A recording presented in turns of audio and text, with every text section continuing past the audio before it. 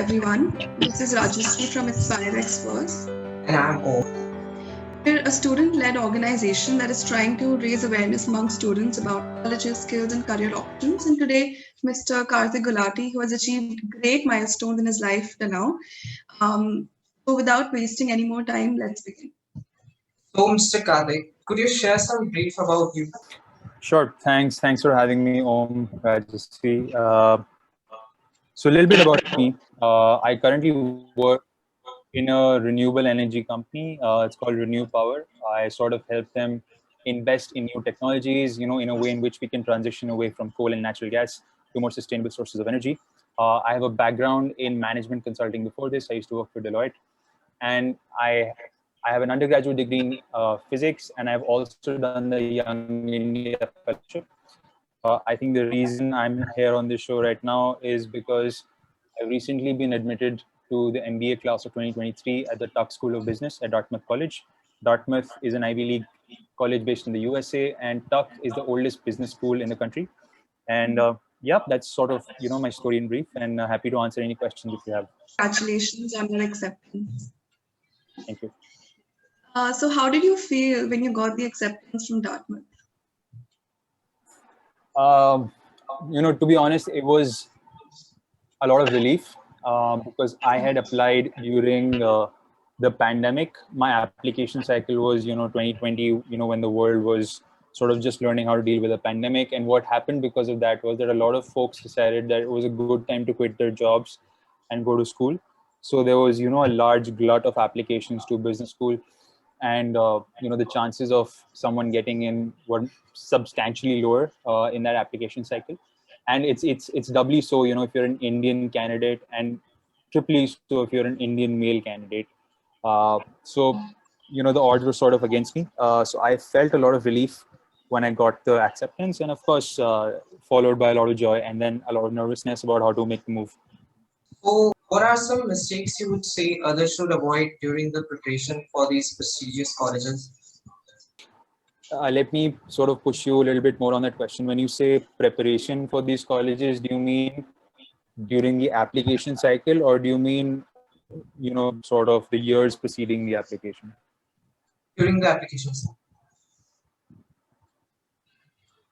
Okay, so one mistake I think a lot of people make is, they look at, some of these top colleges like Harvard, Stanford, Wharton, and, they think that, you can just write an essay and get into these colleges. There are essay prompts, there are certain tests you have to give, the GMAT, the TOEFL, things like that. And people think that, you do these 5 things and, then your application is in its best form. But one thing people need to do, and which I think is absolutely critical, is really, really get to know the programs deeply. What I mean by that is, talk to alumni of the college, talk to current students, talk to professors, schedule calls with them, 15-minute calls, 20-minute calls, just to understand their experience and what's working from them, what's not working for them. Because all of these colleges really, really care about, have you spent time understanding their culture? Have you spent time understanding their program? Do you know why you're coming there? Because, folks like us, we look at Harvard and be like, I don't need to know anything more about Harvard. Harvard is Harvard. But what I saw from my experience was that my chances of acceptance were directly proportional to the amount of time I spent understanding the program. And it really affects on your essays. And all the admissions committee folks that I've spoken to have sort of echoed this understanding as well. Right. So what do you think was the hardest part of the application? I would say the hardest part would be, the stamina. Application cycles will typically consume the entirety of your year. When I'm talking about from giving, the standardized tests, I don't know what your audience would be giving, but there's the GMAT, there's the GRE, there's the SATs, there's the ACTs, a bunch of these tests that you have to give. And then you have to follow this up with networking with alumni, networking with students, networking with professors. Then you have to follow it up with writing your essays, crafting your LORs with your recommenders, managing their time. So, independently, all these items are highly manageable. Intelligent folks will be able to give the exam. Hardworking folks will be able to manage people's time. But it's the, the sum of all of these that starts to weigh in on students. So you really have to, have true vision and true grit to get to this period, because the lack of stamina is what will kill you. If you can find a way to, tell yourself that this is a marathon and not a sprint, that's the only way I see, people surviving. So we would like to know what other colleges did you got into, except from Duck? So I got offers from UCLA Anderson and Michigan Ross. These were the other two schools, and I don't want to be one of those people who only talks about their successes. Let me also tell you the colleges that rejected me. I was rejected by Harvard. I was rejected by MIT. I was rejected by Berkeley Haas. So overall, I applied to about 8 colleges, and about 3 of them gave me an acceptance. From the rest, I got a straight rejection. So don't worry about applying to colleges that are above your pay grade or whatever. This application cycle is very much like a game of roulette, and you will inevitably get rejections. So just brace for that. Right. And why did you choose Duck from the colleges you got into? Good question. To me, so if you look into Tuck a little bit more, it's a very close knit college. The class size is fairly smaller. We're about 400 students between 2 years, and I'm looking to really build an international network when I go and do my MBA. So it was important to me that I get to know all my classmates really well. So that was one. So this small class size really helped. The other thing was that Tuck is sort of like a generalist school. This is a school that will give you a broad base in all sort of topics within business. For example, I think Ross is known a lot for technology. UCLA is known a lot for finance, things like that. I wanted a generalist education in business. So that's number two. And number three would be that, Tuck has a lot of presence in the energy sector. A lot of the alumni end up going into energy. That's the sector I'm in and I want to be in the future. So it was a lot about, overall, just to summarize, culture, the kind of education I wanted and the kind of job I wanted. Right. So how are you conditioning yourself during the pandemic, to get ready for that cultural shock and the new experiences in a different country? And also, how would you suggest others who got into foreign universities to condition themselves? I mean, this is a question for which I have no good answer, because I'm not even sure if I'm doing it well. So I don't know how to tell other people to do it well.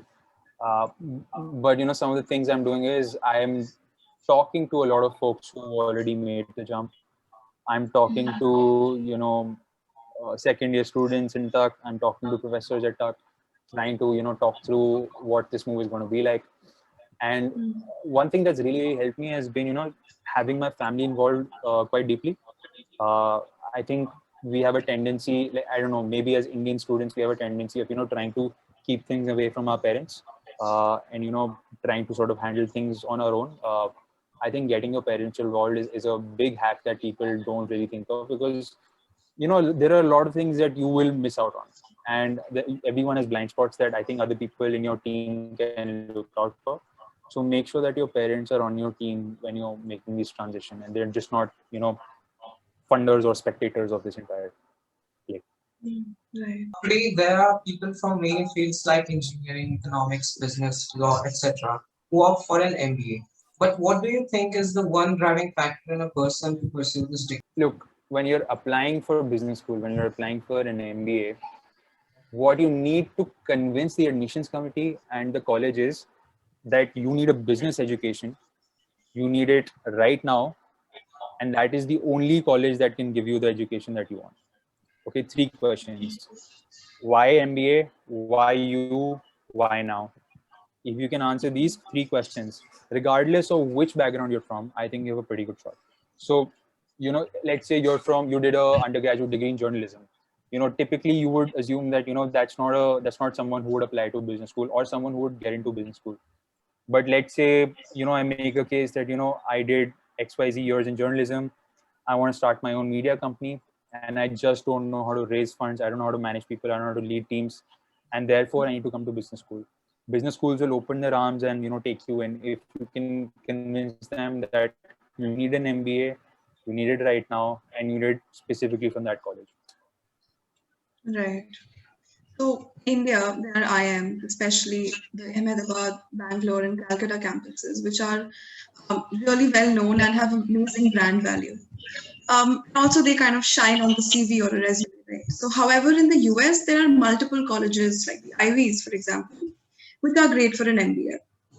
So, do you feel that the brand value of an MBA matters more than the degree itself? Yes, it's a straight yes. The reason is that the education that you will get at these colleges is fairly accessible. If you look for it, you can probably find it for free or at very minimal cost on the internet. What you go to for to these colleges, the reason you pay large sums of money, the reason you put in so much work is for the network.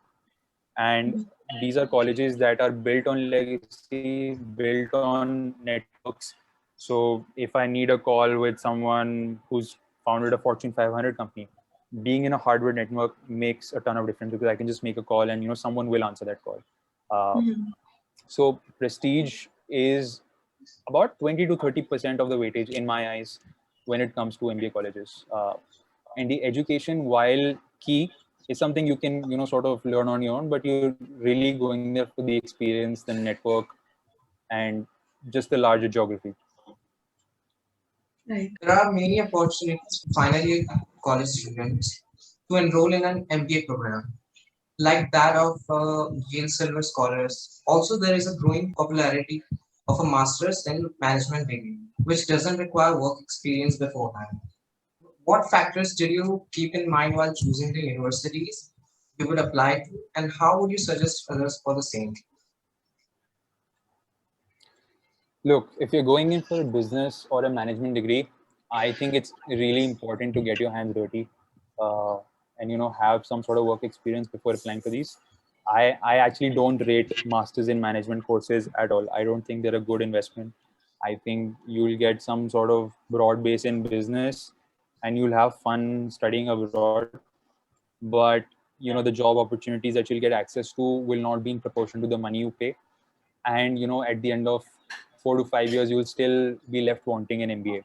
So I think a master's in management could be a bad investment. It's not a blanket statement. You could make your a way out of it, but largely I would say it's a bad investment. Um, Coming to sort of these silver scholar programs or the Harvard 2+2 or the Stanford 2+2, if you can get in early, if you're sure you want to do an MBA, this could be a good ticket. Even ISB, I think, has a early entry option. I'm not sure, uh, which basically means that after graduating, they give you 2 years to get some work experience, and then you sort of have a guaranteed seat. I think it's a perfectly, if you can make it work, great. Please go ahead and do it. But what I've seen is that I personally have changed dramatically since the final year of my graduation to who I am right now. And let's say the final year graduation version of me had made a decision for me that I did not agree with right now, I would be in some hot soup. Uh, so I would always recommend that, if you're fully sure, if you're not going to change your stance, why not? But if you really count that, you're going to go undergo a lot of growth and change personally, I'd say wait. There is no rush to get an MBA. I'm going for an MBA after 5 years after graduating from college. That's a pretty big thing. But I still think that, I'm fairly early in the process. Don't think of your career in very short 2 3 year spans. Think of it in 10 year spans. And, opportunities really open up when you think about it that way. Right. So, how did a bachelor's degree in physics kind of navigate you towards a master's degree in business? So I look at life sort of like a hit and trial through a hit and trial philosophy. I loved physics. I loved science. I was a curious kid. I loved understanding things. But when I started doing an undergrad in physics, I quickly realized that my personality didn't fit the vocation. I'm by nature an extroverted person. I like getting results quickly. I like getting my hands dirty. And being cooped up in a lab somewhere, running numbers was just not going to be my thing, even though I was interested in the subject inherently. So doing a degree in physics taught me that I was going to be a bad physicist, and I was not going to have fun doing it. So that's why I sort of experimented with other things. I got involved in business clubs. I led teams in college, hosted events, and that sort of taught me that I was good with people. I was good at leading teams, and business could be my thing. Right. So each university has its own particular style to an MBA degree. Like Harvard Business School offers the space method, whereas Wharton is known to have a relatively more theoretical course. With so many options on the plate of an MBA aspirant, how would you suggest to opt for the right course? Is it then better to have work experience and then do an MBA? The short answer is yes. It is better to get some work experience and then do an MBA. And I personally find the case method far more interesting. That just speaks better to my mind, and therefore I went with Tuck in my choice because Tuck also employs a case-based method. Having said that, I can't speak for everyone. I know people who genuinely enjoy theory. So just do a lot of introspection in the early parts of your career in how you absorb knowledge. Observe the classes you're taking and which classes keep you engaged. Is this a class where there's a lot of brainstorming and discussion, or is it a class where professors coming in and lecturing you? People could have different preferences. I had a preference where I enjoyed classes where I was speaking a lot more, where we were bouncing ideas off each other. But I knew that the case method was for me. So yeah, I would say introspect a lot and observe your patterns. Observe when you are most engaged, when you have the most energy, and what are the things that drain you, and you'll have your answer. Okay. So many people wish to go forward like you and achieve success. So any motivation or words of advice? Yeah, I would say three things. I think I can easily sort of summarize. My three principles I live by. The first principle is always be honest with yourself. Uh, Always know exactly where you are, who you are. Never lie to yourself, because people really, really tell themselves lies and deceive themselves that I'm good at X, I'm good at Y. If you're good at X, tell yourself that honestly. Even though you don't tell the world, tell yourself that. And if you're good at Y, but you don't feel comfortable telling the world, still tell it to yourself. Then I would say adapt to the world around you. Observe what's happening. Observe what how the world is changing. Study it properly, and adapt to it. And try and be around people who impress you. So I would say look out for mentors. Look out for people who inspire you. People around whom you feel, damn, I want to be like this person. If you can keep yourself in this company in the early parts of your career, you're good to go.